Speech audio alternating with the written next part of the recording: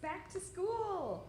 Well, not exactly, because I don't get kids until September 3, which is in 2 weeks, and I am totally fine with that.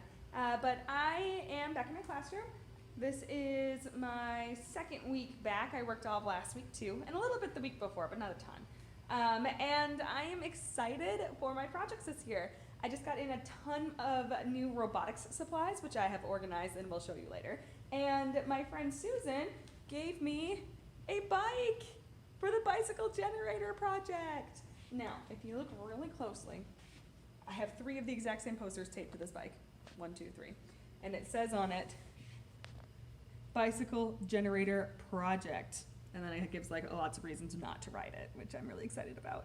Because I'm guessing the kids are gonna come in here on the first day and be like, oh my gosh, a bike, and then wanna ride it. But they can't because the back tire is like super broken and flat.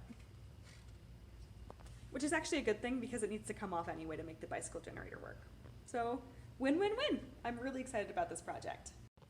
But to make this project work, I need to order all of the parts for it. So I have, let's see, I told myself I was gonna work until 4:30 today.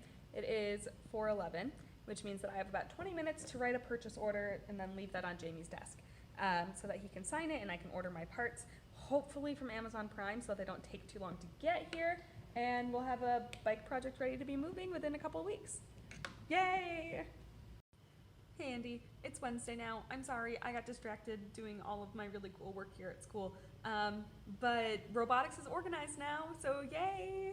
And then I am working on writing project plans. So terms 1 and 2 are going to be mostly the same this year. Same themes anyway, for energy and robotics, and then Civil War for social studies because I haven't covered that yet. So going through here, and informational writing for English and reading. So what I'm doing here is going through and putting in the standards and the driving questions and the project work, and it's just really a space that allows me to be creative in planning my projects. And I'm really excited about having the opportunity to just put together some project work that I know my kids are going to be successful in. So I'm excited for doing that right now. But you know what? Why don't I just take you over to the makerspace and show off some robot stuff? Okay, so this cupboard is probably what I am the most proud of, well, not of anything ever because it's just a cupboard, but it's pretty darn close. It's pretty fantastic. So let me show you what this is all about.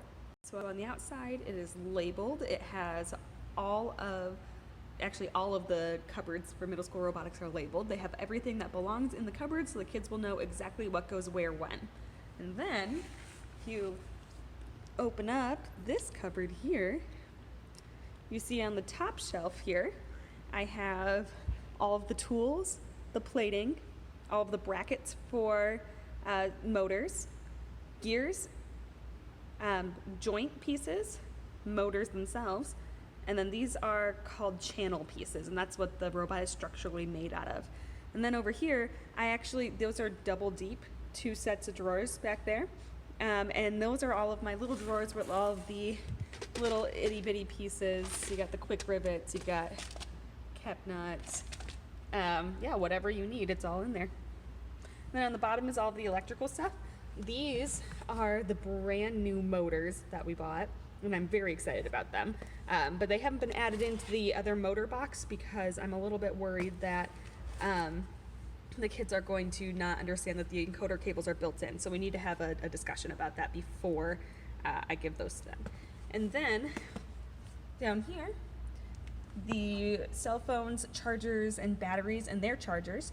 That's what we use to power the robot and to program the robot. Then we have the rev hubs, which are like the brain of the robot, basically. So the phones get plugged into there. And then we have over here the servo motors. No, these ones are servo motors. And those are like smaller motors than the DC motors that we have up here. Those are good for like rotation pieces. And then these are just miscellaneous cables that we might need at some point in time. And as you can see up there, there's more boxes of those little new Tetrix motors. I'm very excited about them. And then of course there's more stuff over here. So I've got the teen boxes, all of the wheels, And then this big box on top is what I call the attention box. If there's parts or pieces that need attention, as in they're broken, they go into that box. And then over on this side, we've got robotics 3D printing pieces. So whether it is game pieces for competition, game pieces that are distributed by the competition, although my kids printed these ones, they designed and printed, which I was pretty proud of. Old team numbers, and then these are wire clips. So they go on the robot to keep the wires from falling off. And then we've got all the controllers because yes, the robots are controlled with GameCube controllers. No. Game Box? Xbox controllers. And then down here, this is where the robots in progress will go, and then anything that's marketing related. So that would be our buttons and banners and, you know, t-shirt making materials, any swag would all go here. So the robots would go on the top, which are not there yet because we don't have robots yet, and then marketing materials down here. This makes me feel so Pinteresty. Open house is next week. Woo! So Pinterest. Much teacher.